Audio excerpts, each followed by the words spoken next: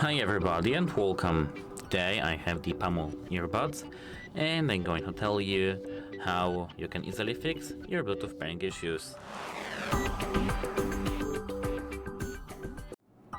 And I know what I'm saying, it's because I did fix them too, I had them. So, at first we have to enter the settings and now we have to enter connected devices. Here we have to scroll down to current preferences and Bluetooth. Here disable Bluetooth and now put your headphones in your case.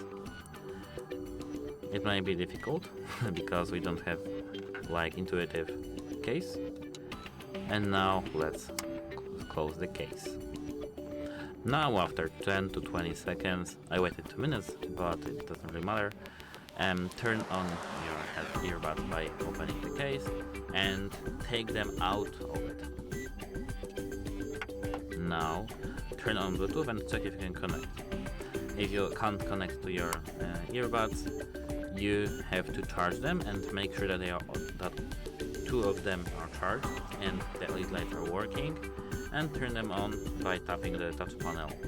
As you can see, mine is in the pairing mode and I don't know really why. Let's pair with our headphones. Yeah, that's how to fix Bluetooth pairing issues. Goodbye!